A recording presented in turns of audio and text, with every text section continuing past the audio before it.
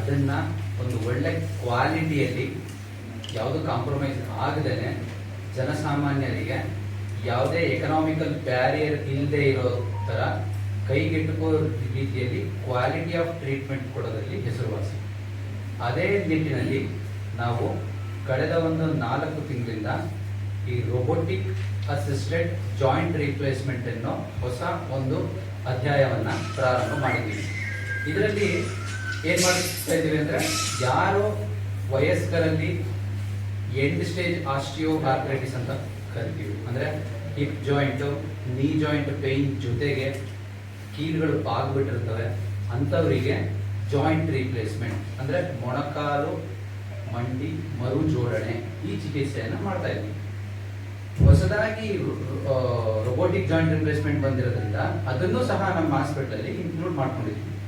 ಹಲವಾರು ಪೇಷಂಟ್ಗಳು ಈಗ ಆಲ್ರೆಡಿ ಇದನ್ನ ಟ್ರೀಟ್ಮೆಂಟ್ ತಗೊಂಡು ಸಕ್ಸಸ್ಫುಲ್ ಆಗಿ ಅವರ ದಿನನಿತ್ಯದ ಕೆಲಸ ಕಾರ್ಯಗಳನ್ನ ಚೆನ್ನಾಗಿ ಮಾಡ್ಕೊಂಡು ಹೋಗ್ತಾ ಇದ್ದಾರೆ.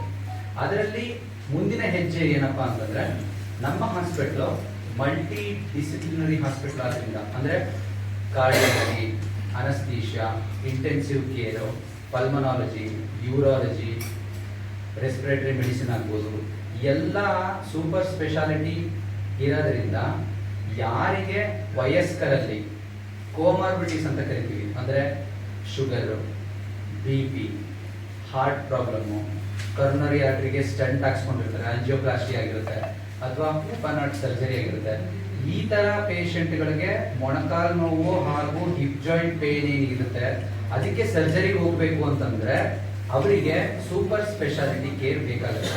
ಅಂದ್ರೆ ಇದರಲ್ಲಿ ಬರೀ ಜಾಯಿಂಟ್ ರಿಪ್ಲೇಸ್ಮೆಂಟ್ ಮಾಡೋದ್ರಿಂದಾನೇ ಅವರಿಗೆಲ್ಲ ಸರಿ ಹೋಗ್ಬಿಡಲ್ಲ, ಅದ್ರ ಜೊತೆಗೆ ನಾವು ಅವರ ಜನರಲ್ ಕಂಡೀಷನ್ ಸಹ ಟ್ರೀಟ್ಮೆಂಟ್ ಮಾಡಿ ನಂತರದಲ್ಲಿ ನಾವು ಜಾಯಿಂಟ್ ರಿಪ್ಲೇಸ್ಮೆಂಟ್ ಮಾಡಬೇಕಾಗುತ್ತೆ. ಇದನ್ನ ಹೈ ರಿಸ್ಕ್ ಸರ್ಜರಿ ಅಂತ ಹೇಳ್ತೀವಿ. ಸೊ ಈ ತರ ಪೇಷಂಟ್ಗಳಿಗೆ ಅವ್ರಿಗೆ ಕೈಗೆಟುಕೋ ದರದಲ್ಲಿ ಅವರ ಹತ್ತಿರದಲ್ಲೇ ಇರೋ ಮೈಸೂರಿನಲ್ಲಿ ನಮ್ಮ ಮಂಡ್ಯ ಜನತೆಗೆ ಈ ಅವಕಾಶ ಸಿಗ್ಲಿ ಅಂತ ಜಾಯಿಂಟ್ ರಿಪ್ಲೇಸ್ಮೆಂಟ್ ನ ರೋಬೋಟಿಕ್ ಅಸಿಸ್ಟೆಡ್ ಜಾಯಿಂಟ್ ರಿಪ್ಲೇಸ್ಮೆಂಟ್ ನಾವು ಮಾಡ್ತಾ ಇದ್ದೀವಿ.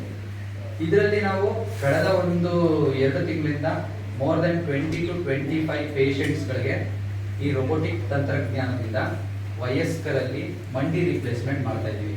ಅಡ್ವಾಂಟೇಜ್ ಏನಪ್ಪಾ ಅಂತಂದ್ರೆ, ಈಗ ಕನ್ವೆನ್ಷನಲ್ ಅಂದ್ರೆ ನಾವೇ ಸರ್ಜರ್ನೇ ಖುದ್ದಾಗಿ ಇನ್ಸಿಷನ್ ಹಾಕಿ, ಅಂದ್ರೆ ಓಪನ್ ಮಾಡೋದ್ರಿಂದ ಹಿಡಿದು ಜಾಯಿಂಟ್ ರಿಪ್ಲೇಸ್ಮೆಂಟ್ ಮಾಡಿ ಸೂಚರ್ ಹಾಕಿ ಅವ್ರನ್ನ ಶಿಫ್ಟ್ ಮಾಡೋದ್ರವರೆಗೂ ಡಾಕ್ಟ್ರೇ ಪ್ರತಿಯೊಂದು ಮಾಡೋದ್ರಿಂದ ಟೈಮು ಹೆಚ್ಚಿಗೆ ಹಿಡಿತಾ ಇತ್ತು, ಒಂದು ಮಂಡಿಗೆ 2-2.5 ಗಂಟೆ ಈ ತರ. ಬಟ್ ಈ ರೋಬೋಟಿಕ್ ಅಸಿಸ್ಟೆನ್ಸ್ ಅಂದ್ರೆ ರೋಬೋಟಿಕ್ ತಂತ್ರಜ್ಞಾನ ಹೆಂಗೆ ಅಂದ್ರೆ, ರೋಬೋಟೇ ಬಂದು ಸರ್ಜರಿ ಮಾಡೋದಲ್ಲ, ರೋಬೋಟ್ ನ ಸಹಾಯ ತಗೊಂಡು ಪೇಷಂಟ್ಗೆ ಹೆಲ್ಪ್ ಆಗೋ ರೀತಿ ನಾವು ಸರ್ಜರಿ ಮಾಡ್ತೀವಿ. ಏನ್ ಇದರಲ್ಲಿ ಅನುಕೂಲ? ಮೊದಲನೇದಾಗಿ ಆ ಡ್ಯೂರೇಷನ್ ಆಫ್ ಸರ್ಜರಿ ಆಲ್ಮೋಸ್ಟ್ ಅರ್ಧದಷ್ಟು ಕಮ್ಮಿ ಆಗ್ತದೆ.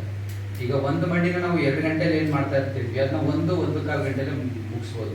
ಸೊ ಎಲ್ಡರ್ ಪೇಷಂಟ್ಸ್ಗೆ ಜಾಸ್ತಿ ಹೊತ್ತು ಸರ್ಜರಿ ಟೈಮ್ ಹಿಡಿತು ಅಂದ್ರೆ ಹಾರ್ಟ್ ಮೇಲೆ, ಬ್ರೈನ್ ಮೇಲೆ, ಲಂಗ್ಸ್ ಮೇಲೆ ಸ್ಟ್ರೆಸ್ ಆಗುತ್ತೆ. ಆ ಸ್ಟ್ರೆಸ್ ನ ನಾವು ಅವಾಯ್ಡ್ ಮಾಡ್ಬೋದು.